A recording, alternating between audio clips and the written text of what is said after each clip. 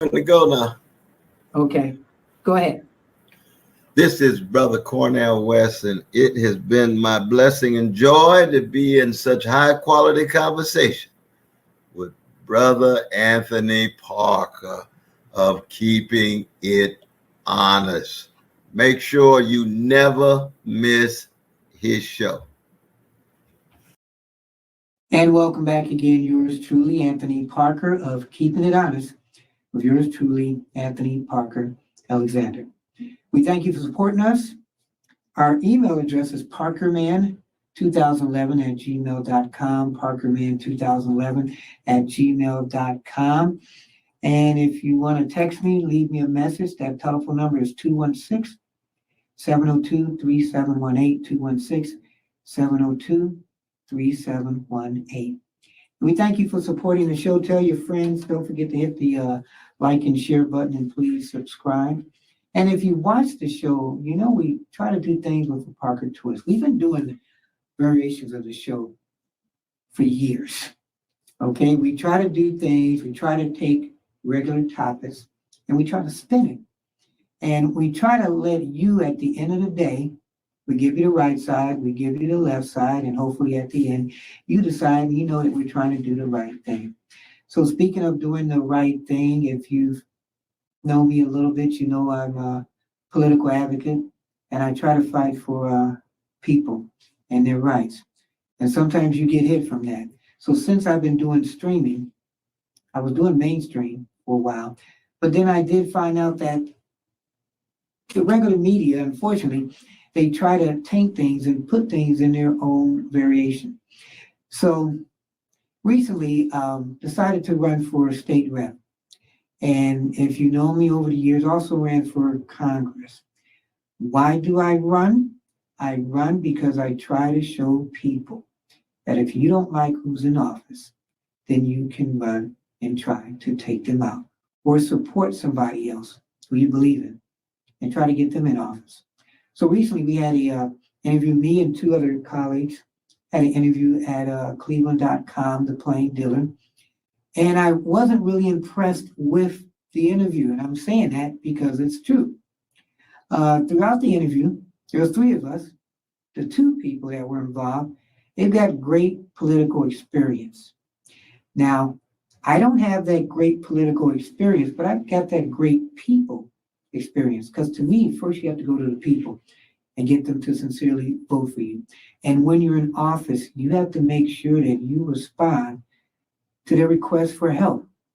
And me being a journalist, I found out there's a lot of people in office. I'm going to say this. I ran against Max Miller, and it was me and two other people. And I was 7% from being second place with Max Miller. After he got in office, a lot of people told me, well, you know what? He hasn't returned my calls. So to me, if you're going to run, be there for the people. So at the Plain Dealer event, I saw certain things, how they questioned us. And with the two candidates that do have experience, they really questioned them good, but didn't give yours truly an even adequate chance to answer. And even if I'm not fit for that position, at least give me or anybody that runs for office the credit for running. Because if you're a newspaper, you're trying to do the right thing.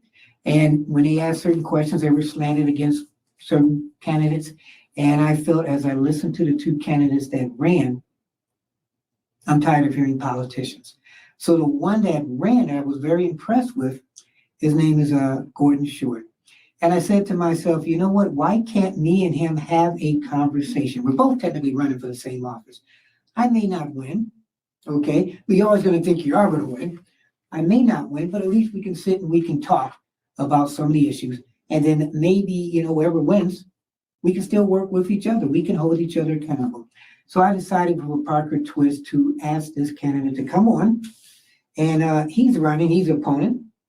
The other one, I didn't even want to bother with, okay? I welcome to the show, Gordon Short. Anthony, good to be here. Thanks for having me. It's good to see you again. And I enjoyed our conversation at the Plain Dealer and our coffee afterwards. Right. I think no matter who wins the race between you and I, that we'll work well together. Right, and like I said, I was impressed by the Plain Dealer of what they didn't do, because sometimes you think, you know what you hear about mainstream media? And I can say this because I've done mainstream media for a couple of decades, and I've done the political thing for about 10 years. So I see both of it. And to me, if you're a magazine and people don't know who you are or any outlet, you got to get the true person out there. You can't slant it. If this person, if you see, I don't have the qualifications as you. You've been city council since 2015. Correct. So you've had the experience. But I'm letting people know the real world. And I've run for office. I haven't won, but at one point you ran for office and you didn't win. Correct. And how the plain dealer is slanted as some media publications, they will kind of put who they want. Correct. And there's this thing going on now, whether it's political, whether it's media, that people are planted in certain situations. And I can say this for me, seeing both sides. You do have your plan, whether it's somebody in the Democrat Party that you want, or somebody in the Republican Party. So now you doing this, and you doing it for city council. Do you still have your love for politics like you did when you started? I do. Okay. I do. And it's, those that should not be named have attacked me. They have name called me. Mhm. They've tried to attack my character. And I've just stayed focused on the issues, what's important to people. Because I really think both sides of the aisle, if you get that negative, you have to attack somebody personally like that, Mhm. that means you have nothing to talk about, right? And I think a lot of voters see through that and upsets them that some of you are negative and being attacked. So no, I still do. That's why I'm doing this. I'm doing a lot of, you have kids, I have kids. I want them to have a better Ohio, a better district to live in. I want my kids to stay here. Okay. When they're 15 and 12, Mhm. I want them to, say this is a great place to come back to raise our family here as well. So that's why I'm doing this. And you've been here all your life?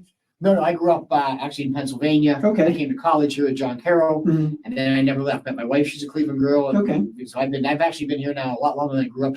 Oh, wow, Pennsylvania. okay. Yeah, So it's really his home. it's really his home. Oh, it's Okay. absolutely home now. Absolutely. And Strongsville actually, I've lived in Strongsville 23 years, so it's definitely home. So now what made you run for city council first? Sure.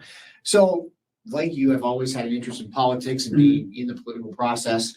And so, when I was in 2014, a lot of people were not happy with what was going on in the city, some of the issues in the ward. Okay. So some people approached me with my CPA financial background and just the ability, I think they said I can get things done and I'm helpful, I'm personable, I like to help people. Mhm. They said, why don't you run for this seat against the incumbent? Okay. And I did. And I was against the mayor, the incumbent, but we worked hard. We knocked every door in the ward, sometimes twice, Mhm. and the voters chose me in 2015. So here we are. So, I mean, and it's a good story. So what can you tell people that run for office that don't win, but they keep on trying? Yes.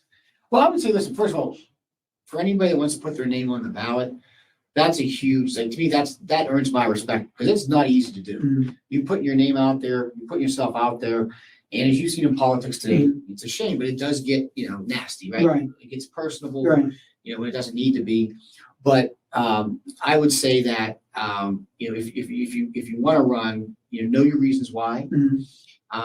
And have issues that matter to people. The big thing I've learned is you have to give people a reason why to vote for you. Right. You just can't be the other person in the race, right? Right. You have to be able to say, here's an issue, and here's how I want to fix it. And like when I ran for city council, we had flooding in the ward. That was a Okay. huge issue.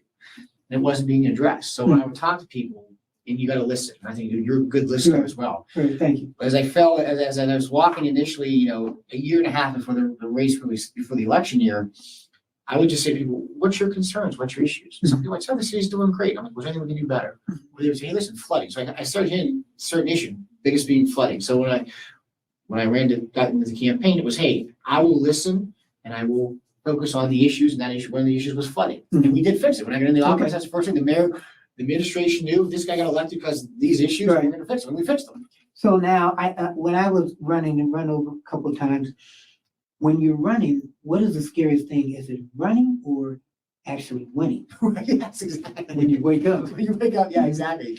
And then you have to govern. I Yeah. would say, for city council, I mean, it's, it was the running was stepping into that ring, and it's Mhm. tough to go to voters and knock on their Yeah. doors. But you do have to govern too. I mean, the other side is people always sometimes say, well, you didn't do this, you didn't do that. But you can't be perfect. And no matter what, when you're in government, just like anything, Mhm. you're not gonna please all the people, right? I Right. mean, but you have to try what you think is the best for the majority of the people. Right. And try to help those out, but you really have, and they're never gonna be happy. Mhm. Not everybody's gonna be happy with you. You just have to say, you gotta try what you think what's best for the majority of people, for that area that in the long run will be good for your city Mhm. or for your state. And so I think that's the biggest thing is, but the running is hard to go knock on people's doors, especially when you're a first time. And you know what? They It's don't kind know of, you. and it's kind of funny. I've done that as we were talking about things that we, done. And yeah, that's a kind of crazy thing because you're trying to sell people, as I tell people, Yes, to write their name for you just to run. correct. And I can tell you, I went this past election, that's coming up. I went on Thanksgiving. Oh, you did. I went on Thanksgiving and it was like, okay, man, if I don't do it, who's gonna do it? And it was an interesting kind of concept because you think people would be, upset or whatever. When Yeah. people see you out there and some people are like, well, nobody's ever come to our house. Right, And some people, to me, the biggest thing is when somebody writes your name on voting day, and you may or may not have got it, but they believe in what you say. right. And to me, I've talked to recent, I guess, losers over the past year that have put, a lot of money into it and have lost. And to me, it's like, well, if this is your passion, maybe God, if you're spiritual, is telling you to continue, or somebody may see you running and say, you know what, man, that guy did that. I want to do it. Or maybe somebody said, you know what, I've seen your name a bunch of times. I'm going to vote for you more because of the Right. climate. Yeah, so no, I agree with that, and it's as I go through this campaign, I would say to your point, a lot of people, when I ran for city council the first time, I say knocked every registered voter in the ward, and it didn't matter if they were R, I, or D, they were all Mhm. voters, nonpartisan, right, in the general election. But I would tell you, a lot of people, to your point, would say, geez, you're the first person to ever come to my door, and Right. they respect the heck out of that. Mhm. Or you're the second, maybe it was only Tom Patton, Oh, yeah, yeah. or you're the third, it was the mayor, Tom Patton, now you. Okay. And now going out now across the district, I've walked every city from, I've walked Broadview Heights, Rollington, Strongsville, Berea, Homestead Falls, in the township. And again, especially as a state rep, right? A lot of people don't know their state rep, or they know of Tom Patton, so Yeah. so well known. But be at their door, then I say, I'm a Republican running, Mhm. their faces up. Or late in the campaign, because I've done some mail and some TV and stuff, Right. I can tell when they open the door, they recognize my face. Okay. And Okay. it means a lot. You may, I think you'll earn a lot of people's votes, but even if you don't, they Mhm. respect you for being there. A lot of people respect you for putting your name on the ballot. And Mhm. I tell everybody, this has to be earned. It's not given. Right. You Right. have to earn this. And I'm their representative, or I want to be their representative. So in my flyer, I see you have it sitting there. I have my Yeah. cell phone number in my email. Yeah. I believe I represent the people. If I get elected, then Mhm. you should have a direct line to me, whether it's to complain about an issue, to bring an issue to my attention, or to say yay or nay on something I voted on. Mhm. But you should have a dialogue with me as your representative. I did it with my city council Mhm. constituents, and I'm doing it now for the state rep race, because I believe we represent as elected officials the people. You have to hear the people side of things. They should have a direct line to you, not through some staffer in Columbus or some staffer at City Hall. They should have a direct line to me. And that's how I approach these things. And you're watching Keeping It Honest with Anthony Parker, and we have on the show Mr. Gordon Short. Me and him, interestingly, are running against each other. And I said before, what got me wanting to run this past election? Because I had not planned it, but I had interviewed Cornel West, Dr. West, and I started interviewing more political people. And they knew a little bit about my story. Like, well, Anthony, why don't you try to run again? And just, So the more that I saw things that weren't getting done and the more opportunities, I said, okay, well, you know what? I keep learning as I keep running, whether it's the fundraising, because I hate the fundraising. That is a very hard part. That's the And that's the thing. hardest part. It's a necessary evil. Mhm. But it's hard to ask.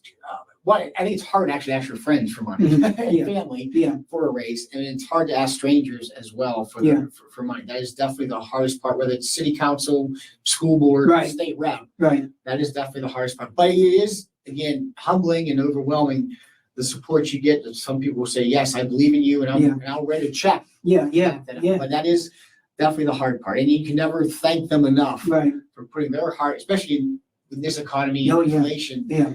People to write your check, whether they're writing you a $25 check Yeah. or a $2,500 check. You can never thank them enough for putting, for the money they've earned, investing in you Right. to be And their it says a representative. lot. It's hard, yes. And I was reading too about the Tom Patton thing. So you were gonna run before, but you found out he was running, so you decided not to run? Correct. So in 2017, Mhm. Tom Patton, his current state rep, was the state Mhm. rep back then. He was in the first, I think the first term of the 8-year Mhm. cycle you're allowed with term limits. So correct. So he was gonna leave that seat and run for the US Congress Mhm. at the time. And so I threw my name in the ring to run for the state rep seat back then in 2017. But then Tom decided 4 or 5 months later that he was not gonna run for Congress, Mhm. come back to the seat. So then I deferred, I was not gonna run against the sitting state rep and Right, Tom Patton. Yes. right, I mean, right. him and I have been good friends. Ironically, and interestingly, the first time he ran in 2002 was the first time they drew this district, became a Republican district. I actually ran against him. It was a 5-way primary. Oh, wow, okay. And I finished, Tom won that primary. And that night, I was the only one of the other 4 candidates to call him. And I didn't know Tom until he had ran. Like, I didn't know who he was in politics. And I called him. I say, Tom, now you're one of the Republican, you're the Republican nominee. I want this to be a Republican seat. I will support you and help you in the Okay. fall. Okay. Vote too. And I was like, let me do that with Mhm. the other 4. And him and I have been good friends ever since. He supported me in my city council races. I've supported him for state rep and state senate. Mhm. And now he's supported me for this seat as well. Yeah, because I've seen on your flyers that you do have a lot of support from other mayors and councils and everything. Yes, yes. I think that because I work, again, I work with everybody, and Mhm. some people have used this against me, but Mayor of Broadview Heights is a Democrat. He's already endorsed me for the seat Okay. because I'm good at working with everybody. So are some people looking at, you shouldn't get any endorsements from Democrats if you're a Some- Republican? Some feel that way, yes, but I believe, listen, you represent Yeah. everybody at the end of the day. Should I win this seat, I'm gonna represent the whole district. Yeah. There's Republicans, there's independents, and there's Democrats. But it shows you gotta work with everybody. Yeah. And you have to reach across the aisle and get things done. Mhm. Doesn't mean you compromise your principles. Right. It's work to get things done. And it also shows that I think these mayors see that for 8 years on city council, I've accomplished things. Mhm. I've worked hard. I'm a man of my word. I like your title. Keep being honest. Mhm. With me, you know where I stand. Okay. If you may not agree with it, but I'm gonna say, at the end of the day, I come to a decision on an issue. I say, this is the way I'm voting. Right, yeah. That's the way I'm voting. I'm not gonna tell you one thing behind closed doors and then do another in public. Right, This- right. This is how it is, and you may not like it, but this is my conclusion. And so I think they've seen that I'm honest, forthright, and I work to get things done. So I think that's why all the mayors in the district have supported me for this seat, and a lot of the city council people, not only in Strongsville, but across the district. And with the Plain Dealer interview, as I said, I looked at it as everybody was getting interviewed, I looked at it as it was just kind of tainted. And if you're the only media outlet out there, then tell the whole story of the people, their background, what they've done. Correct. And I just said, as a journalist, I just wasn't satisfied by that. Or as well, you know what? I didn't know that guy, even though he wasn't elected, he was appointed by the mayor on a plant meeting me. Yeah. Appointed by the mayor. Plain dude was like, yeah, okay, but you wasn't elected. But you're appointed by a mayor.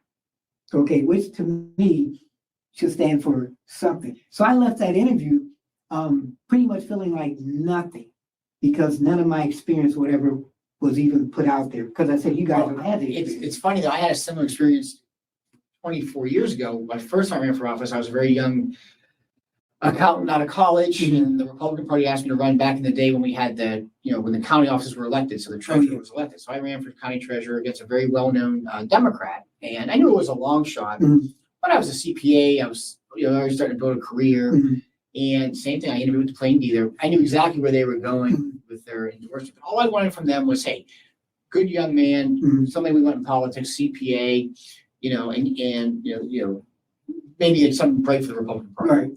Well, not only did they not write something like that, they got my name completely wrong. They called me Charles Gordon. My name was Gordon Short. Right. How a major newspaper, and this isn't, this is one thing they're in print, they had just started the online stuff. This is a Right. major printed newspaper. Right. It was done, to your point. They Right. have their agenda, they know who they want to pick, Mhm. and that's what they do. Now, I think in our thing, I don't think they were, I would say I agree with you. I think in this case, they looked at me and the other guy as the top two, and they were Yeah. gonna pick one of us. I don't think they to what they did to you, what they did to me 24 years. Right, okay, right. You know, and I ended up getting that from them, which was the first time in any of my races. Right. Even running for council was the first time I think they ever endorsed me at all. So I was just a shock. Well, I know what you said, yeah, like I was shocked.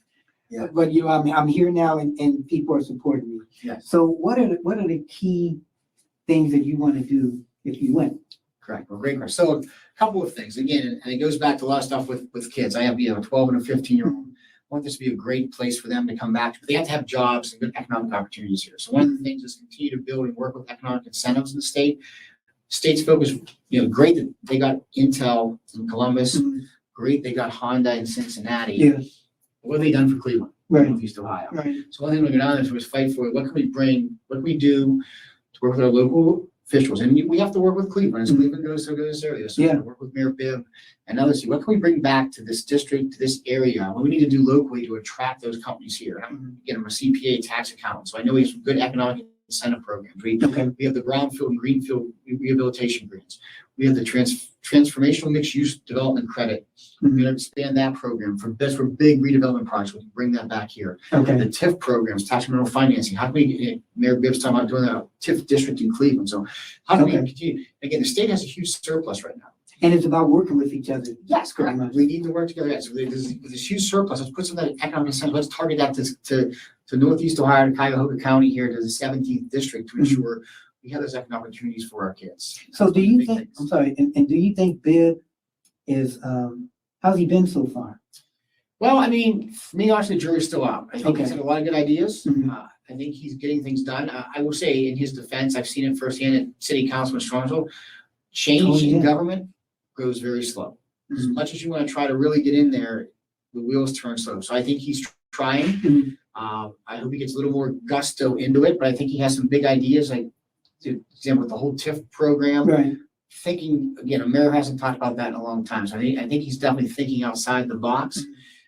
So I'd like to see, he's about 2 years into his term. Yeah, I hope in the next two we get a little more, now he's kind of gotten his feet on the ground. The wheels are starting to turn. We can get a lot done in the next 2 years here. So, so far for the city of Cleveland, but he's doing good, but we need him to do better. Okay. And so with you doing city council, how has it changed from when you started, in 2015? Well, it's always evolving, Mhm. that's for sure. I mean, and the issues, COVID was a big, Oh, yeah. issue with the shutdowns and the finance. I would say we've been lucky that Mayor Persiak has been a banker, so he's always been good at watching the finances and Okay. keeping our money secure. So I think we continue to do more with less. Mhm.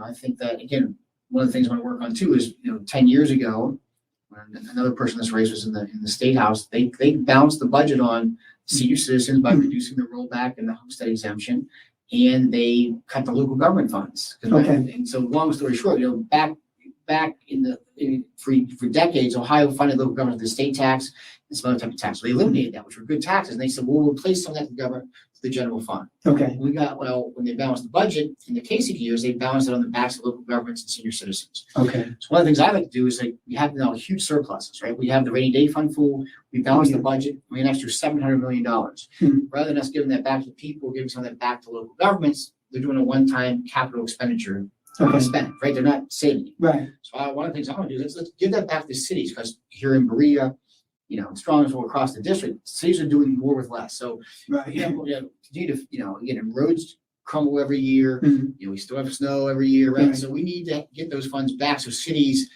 can continue to provide those good services, maybe do some extra things for their citizens that we're not able to do now. They Okay. don't have the funding from the state because they cut that budget. So, and essentially when people running for office, it's usually the streets, it's usually senior citizens, Mhm. it's school, it's young adults, it's housing, maybe minimum wage.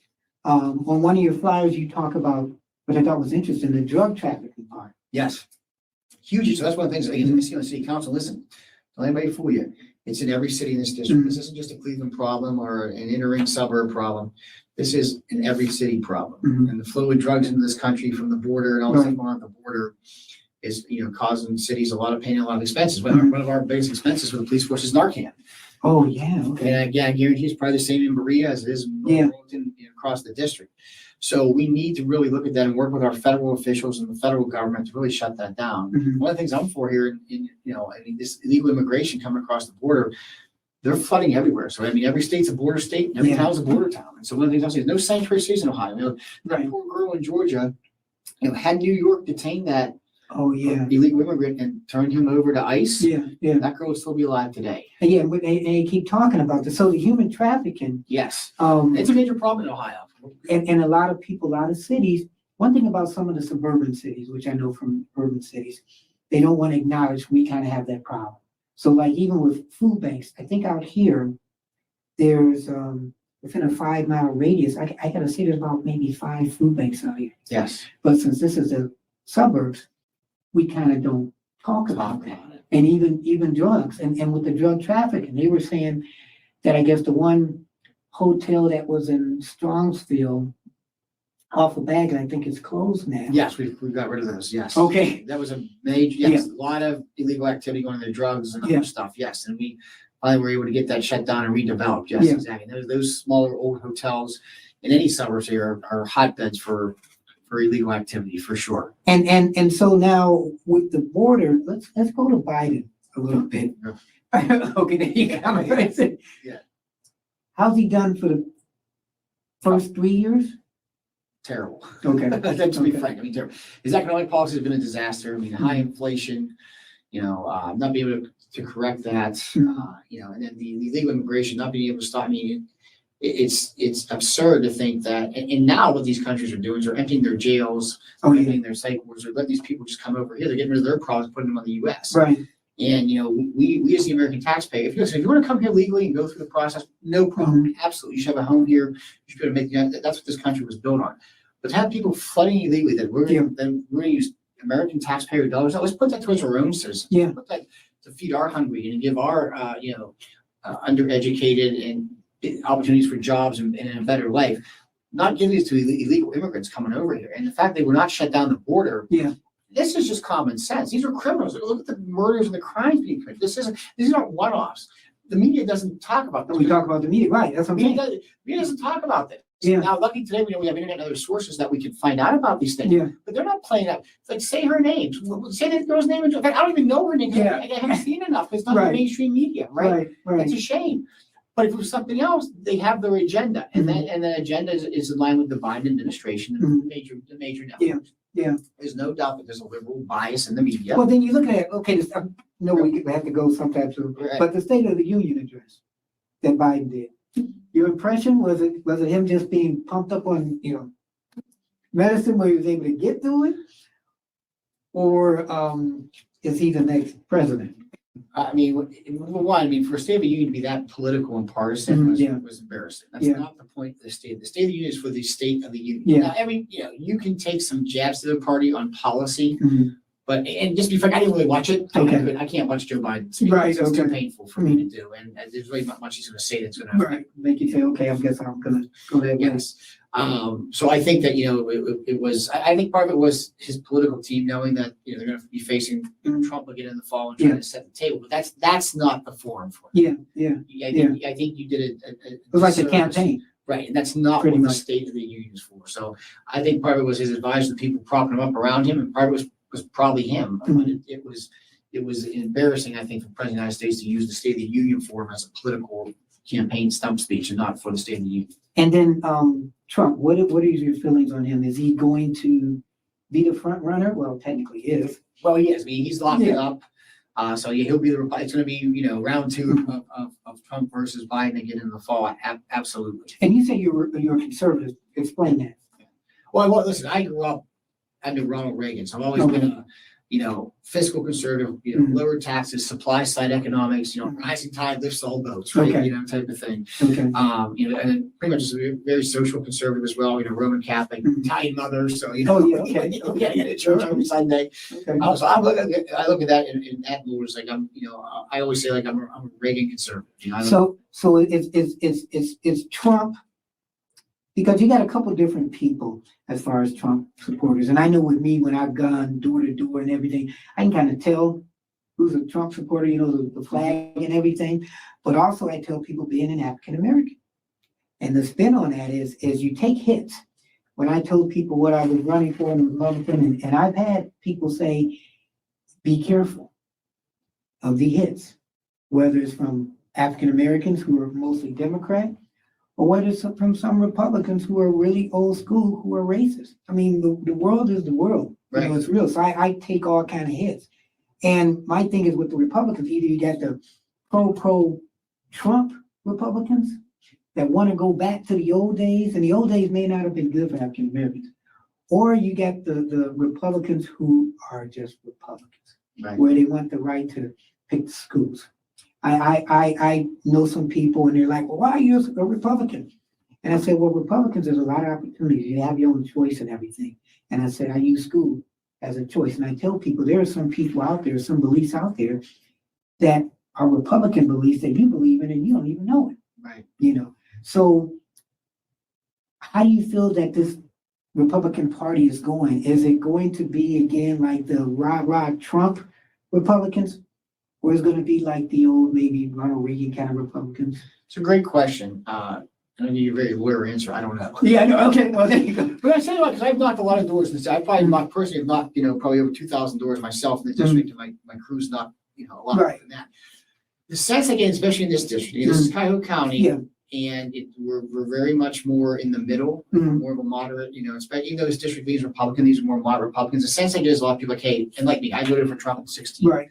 I voted for Trump in 20, Mhm. but the rhetoric, the personal attacks, what I hear from a lot of people is good policies. We like this policy, Yes, yes, but all the personal attacks and his rhetoric since 2020 has just really turned Right. us off. right. And I think the only thing that really can prevent him from winning the White House again is if he gets too nasty. He's got to focus on the issues, what he did, and how good things were under the first 4 years of Trump versus the last 4 years of Biden. Right. I think anything, because at the end of the day, you're going to have to get those middle independents that want to lean Republican Yeah. and back into the fold to vote. He did well in Ohio, but Yeah.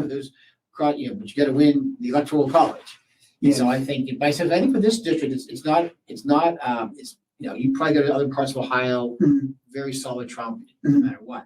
But in this district, I think, and I've seen it, is you have to focus on the issues and what matters, and not that in the negativity, the negative rhetoric, the personal attacks does not play well with even Republican voters, I think. Right. There's some, Right. you're human. I know I can knock on a door and they got a big Trump flag out there. Yes. The let's go Brandon flag out there, Oh, where- yeah, yeah. But I would say, to your point, I think most Republicans are more like Reagan Republicans, where it's like, remember Reagan and Tip O'Neill were very Oh, yeah, you polarized, go way back. Right. but they would hash out, but it was never Yeah. personal. Like, Yeah. and they would compromise on it. A lot of stuff got done in the 80s. Remember, Reagan did not have a Republican Congress. He had a Democrat Congress. Oh, yeah, that's true. And he got a lot done because he said, hey, I'd rather get 80% of what I want than go for 100% and get nothing. So is it because of the times, which is kind of crazy because you still don't really see a lot of young people out there voting.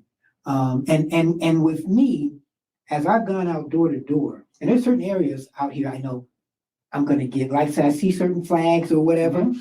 And I mean, it is what it is. I mean, not everybody's gonna get along with everybody, but unfortunately, there is racial division.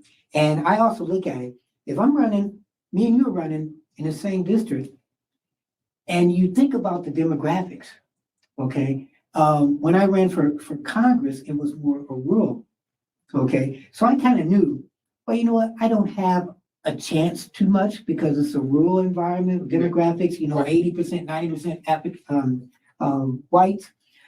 But if I was in inner city, I'd be okay. So when I tell people, it's not even about losing, okay, you just may not be in an area where you can win. It could be that you've been city council and I want to run against you, but your dad was also city council and your dad was, I may be better than you, but I'm just in the wrong area. So I tell people that don't win, sometimes it's not that you're losing, you're just not in the right environment. Correct. That's a good point. Yes. So you try to support people. And like I say, you try to make a difference because somebody will see you running and they'll say, okay, man, this guy ran for city council. Now he's running for House of Representatives. I like what he's standing for. And then all people want to do, as I've known and you probably know, they want to know that you believe in what they believe. Right. And even if you have to convince them, and maybe not really fully, real on that, all you gotta do is convince them, hey, I hear what you're talking about. Right. I'm there for you.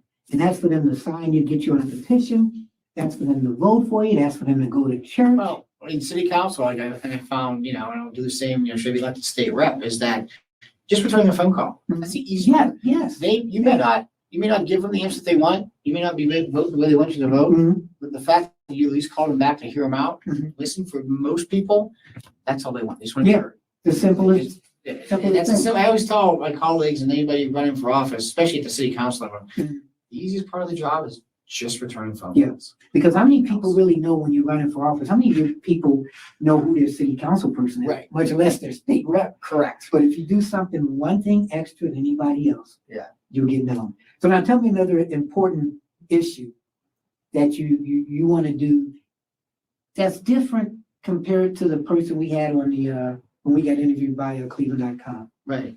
What makes you different than that person? Well, I think too, I understand the family perspective, and especially I have a daughter that plays teenage sports, Mhm. and I know we just went through this in Ohio, but at the end of the day, to ensure that, listen, the whole trans stuff, I know that some of that's a mental thing and those kids need some treatment and stuff like that.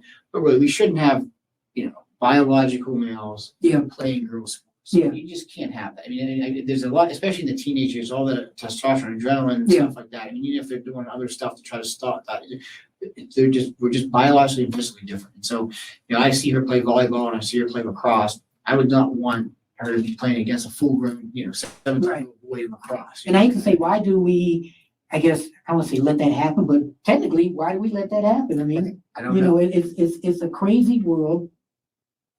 The other side is accepting crazy things and for people to have kids that, I don't know, 10 years old, by the time they graduate, who knows how society's gonna be. Right. But we place certain politicians in office. So whose fault is it that these laws are getting passed when we place these people in office? Right. That's why elections matter. Mhm, They yeah. really matter. And the other side of it, too, with kids, and I'm saying that, for school choice. Mhm. We have very good schools in this district. Yeah. But again, if you feel you're not getting served, or maybe your kid has there's an educational issue with them or a remedial problem that school's not addressing, but just for other cities across the state, right? Mhm. If you're in a district that's really poorly performed, Yeah. you want to try to give your kid that chance to get out and get education. Yeah. They should have the ability to have the voucher to go there. And I will say there are some issues with that. I'm talking to school boards here in Berea and here in Strong, so I've been talking to the school boards, some school people. I mean, we're considered wealthy districts. Right. So they only get X per pupil, but if that kid leaves and goes to another school, that other school gets the full amount of the money. That's not fair. Right. So we do have to fix that, make it more of a fair and even process to the schools that are losing the kids versus, Right. because it is. I really think too, on the property tax side, I mean, a couple of things versus, the other guy.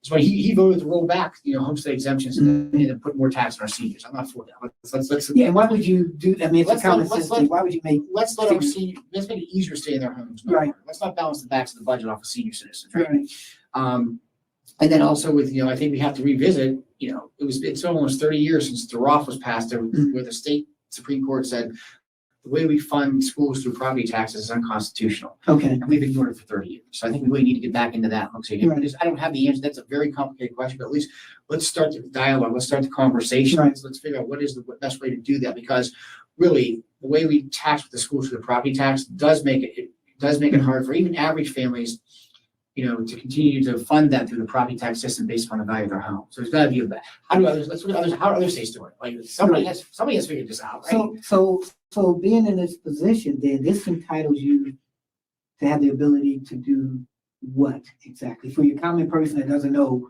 what this Well, this is the position ability entails. to really try to make Ohio a place that you can feel economically safe here, that you can afford to live here on your budget. We're still a good state, but Yeah. to stay in your home. If you want to stay, in Berea, Strongsville, Mhm. Rocky Heights, Holmes Falls, you can stay in your home to the day you die if you want. Mhm. Give it a place where our kids can be educated here in an environment that's safe. Mhm. Again, like one of the big things to enforce is funding our police. Like Yeah. I was chair of public safety for Strongsville, and I made Okay. sure that our cops had the body cameras and the newer equipment and newer cars. And again, if we restore that local government fund, that's Yeah. more money because again, you get to feel safe in your home. Yeah, Whether you're in Cleveland or you're in Berea, Wherever, if you're in the urban or the suburban areas, you have to feel safe in your home. And You have to interesting, feel safe leaving your home, and and that's one of the things too, is really to ensure that we have safe streets and safe areas, Right. Stop the illegal flow of drugs. All those things come into being, having a strong and secure police force, and you have to do that with funding. That takes money. and when you decided to run, so you'd already, you ran for the city council. Correct. And, you unopposed, got back in. Mhm. How does that feel being unopposed? And I got a question follow-up for that. That's a great feeling. Because I never run, I have never been You lucky. either run, as George Floydovich always said, you either run scared or you run unopposed. That was first in all my elections. I got elected city council twice. First, I was a challenger. Then the second time around, I had a challenger. I won. And finally, it was nice to be unopposed. Right. Although Keep it on. keep it right, it is nice to be unopposed. But I will say too, being opposed, whether you're running for an open seat like this, or you're the challenger, or somebody challenge you. Yeah, I will say, you never take it for granted. Yeah. Even when I ran unopposed the last time, I still did campaign. I put signs out and went to some Okay. doors. Now, did I do it as aggressively as I did the first time? Right. No, but Right. people say, why are you running unopposed? I said, Right. because you can't take this for granted. This is Yeah. earned. Yeah. So even though I'm unopposed, I still want you to know I'm your councilman. Mhm. Here's my number to call me. And I put signs up. Just remember people like, I'm here. Right, right, Here for right. you. Hey, right. Right. And Right. I think that's the biggest thing.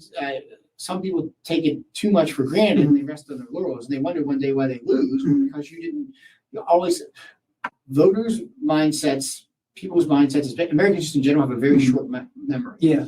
And so you have to either remind them of the good stuff you've done. Right, right. And that you're still here. Stuff in your pocket, right. Right. Because it's interesting in this city, and I'm keeping it real, most of the people were unopposed. And so they didn't put it, and I can tell you, they didn't put anything out there. Right. And as much as I work hard to try to get in office, Yeah. and I see people who are like lackadaisical, and I've worked with some of them, it's kind of crazy. It's like you forget that at one point you had to go door to door. Yes. So you're in office. Remember, and me doing the planning commission. At first, I thought I wouldn't like it because it's like, okay, it's not city council, but then, as I got in there and to have I don't want to say the power, but when people come to you and organizations come to you and they're like, we're looking to build a business in your city, and you're sitting up there as a judge or Right. whatever, and you approve or disapprove this. We recently approved a housing area being built in this city, tearing down an old school and putting together 30 houses. And I was like, wow, this is kind of crazy. And they're coming up with, to us and everything, briefcases, all this kind of stuff official. And we approved this. And I look at this as, okay, well, these houses will be built 5-10 years from now, drive down and wow, you know what? I have something to do with that. Right. Exactly. And just the power of what you're able to do and really care. You have the ability to shape your city. Yeah, yeah. Especially in the planning commission. Yeah, You guys have the ability to say, yay, we want this in our city. Yeah. No, we don't. And it's so interesting. And I said, even the power of city council, just to do that and have people vote you in. So now, term limits. Are you for that or against it? Well, that's a great question. When I first got to Ohio in 1992, they just enacted the term limits for the state house, which is now 4 terms, 8 years state rep or 2 terms in the state senate, so 4 years and 8 terms. And I will tell you, from what I've talked to over the years and talking to people, we've lost a lot of institutional knowledge because there's so much turn. 8 years seems like a long time, right, yeah. but it's really not. Yeah. And really now, in a sense, I get, and maybe I'll see this firsthand should I get to Columbus, but by the time you really get your feet wet and know what you're doing, you're 6 years in, and now you've got to figure, hey, am I done, or am I going to go for the state senate, right? Yeah. And so a lot of the power almost always done is they say transition to lobbyists or other outside forces, right? Mhm. And you have somebody like a Tom Patton who's been there for 20 years who hasn't. It's rare, right? Yeah, Because he's done, house. So I think I don't think somebody should be in office for 30 years, but I think the 8-year time limit in Ohio is too short. Yeah. I don't know if voters really realize that too, because sometimes there's not a deep bench either. So you get That's true, people that maybe would never probably be in this office, but there's nobody else there, and because they're a certain party, that's where the district goes, they get in. Right. So I think, I don't know if it's something that's a hot issue in Ohio right now, but I think that for term limits, I think they're good, but they need to be longer. They Because need to even- build institutional. So maybe that limit is 16 years instead of 8, maybe it's 12. Okay. But I don't know what the right answer is. But I Right. think we've seen in Ohio that 8 has not been a very good number for the term limits. And I thought 2 at one point wasn't, good because you're you get in office and you're learning that 1 year or whatever, that next year you're Running again. out there running again. Yes. So it's kind of crazy. And you're saying 16. I'm just throwing out. Yeah, no. I mean, Yeah. I just thought, I think 8 has proven, you know, if you really talk to people in Columbus, Right. you know, by the time you really figure out what's going on, you're in your 6th year. I mean, you only got 2 left. That's Yeah. like, if I, you know, I gotta figure out I'm done Yeah. after 2, or I'm gonna go move to the state center or a different office, but you're out. But then you look at Congress, how Congress, I mean, you have a bunch of old people. Yes. So now some are kind of leaving and you hope, I guess, with new blood coming in. Because it's a different world. The old school people, we talk, we do this conversation. Right.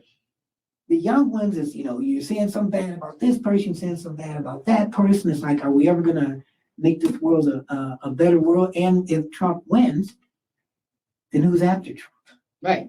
And it's kind of sad when you have, whether you like them or not, 2 literally 80-year-old men Yes. representing the country, and you don't have anybody like maybe 40?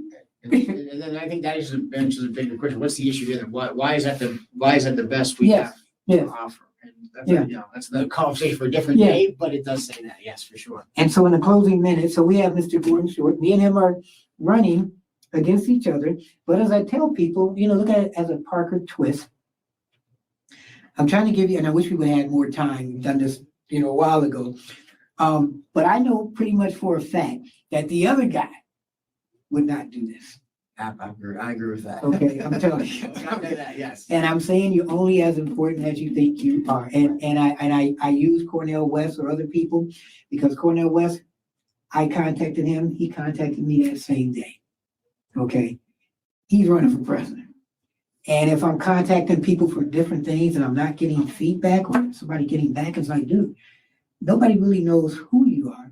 I'm interviewing you because I'm interested in you. I know people are, they've never heard about you or heard of you. They've heard of you now. And so I want you to give me a closing minute of why people should vote for you. Well, one, thank you for this, and it's been great meeting you, and I've met You too. great people on the campaign trail. I think at the end of the day, election's tomorrow, so I'm running. I think that just my background, I can get things done, and I generally like helping people. I think it's good enough reason. And I turn it over this way. I look at it this way. It's up to the good Lord. Mhm. At the end of the day, I have 2 beautiful kids and a wife. If I don't win this election, I'm still going to be dad and take them to sporting events and take them to school. And if the Lord wants me to do this and it's in the cards for me, and if not, I have no regrets. I laid it all out there. We ran a hard campaign. We worked hard. We knocked on thousands of doors. We raised and spent a lot of money. We kind of did it all. So I'd be honored to have the represent the 17th district as a Republican. But if not, life will still go on. That's just how I look at it. This isn't the be all end all. But I would love to help and serve people and work with great people like you, should I be elected, and vice versa. And so I just, that's why I think they should vote for me. At the end of the day, I'm just an average guy like them. There you go. All right, an average Joe. An average Joe, for sure. All Well, right. thank you, Andy. This was great. I appreciate it. Thank you very much. And thank you all out there watching. And you've been watching Keeping It Honest. As soon as our camera comes with us, with yours truly, Anthony Parker Alexander. And we did a little Parker twist. We did a spin. How many people who are running against each other sit down and talk? It's like a 60 minutes expose or Right. something like that. Right. And trying to show you that we all can work hand in hand. I like Mr. Short. He reminds me a lot of me. I've learned a lot through this interview. And hopefully you've learned that, you know what, we can work together. And if you think about running for office, you know that it's hard work to run. Once you get in, it's even harder. But all you got to do is do one thing extra, and people will be there for you. We don't know how this election is going to turn out. I tell everybody, you got to get out there to vote. Vote on the best candidate, not the name candidate, not the one that wants to be there, that hasn't been there. We've had candidates that have moved into town. And I can say, when I was running, there was a candidate that moved into town. Of course, he was backed by Trump, but he won. But I always say, once you win, get back with the people and let them know, thank you for voting for me. Don't just come here and think, I'm in this position, I can use it in name. Half the people don't even know who you are. Okay. So if you're really committed, like Mr. Mr. Short is, you're really committed and you care about the people, then the people would know. So you can text me. Telephone number is 216-702-3718. Telephone number 216-702-3718. I forgot my number. My email address is parkerman2011@gmail.com, parkerman2011@gmail.com. Don't forget to hit the like, subscribe button. Tell your friends. If it wasn't for you guys, we would not be doing this show. And like I said, we try to be fair and balanced. We take hits. We take hits politically and we take hits journalistically. But at the end of the day, it's not easy. And when it's not easy, God has put you in that position that you're supposed to do, whether it's running for office, whether it's doing multimedia. God gives you that talent, whether it's anything in your life, God gives you that talent, and that's what you're supposed to do. So it's been an honor to do this show. Really enjoyed it. Good luck, Mr. Short. Thank you. You too. All right, well, thank you. We will talk again. Keep your head up. Never look down. Always believe in yourself. We don't just keep it simple. We don't just keep it real. We keep it honest. I'm Anthony Parker. We'll talk again, and God bless. Like I said before, when you're doing things and God has destined you in that, That's right. you sit back, you go for that ride, and if the things are hitting you, then you know you're doing the right thing. That's kind of what we have to, I mean, and that has no matter what religion you are, just have faith that no matter how hard a thing is, if you've got 1% of achieving that, then your odds are still good. So when you're running and people are trying to tell you, are you a spoiler? People don't want you in there. That means you got more power than you know that you have.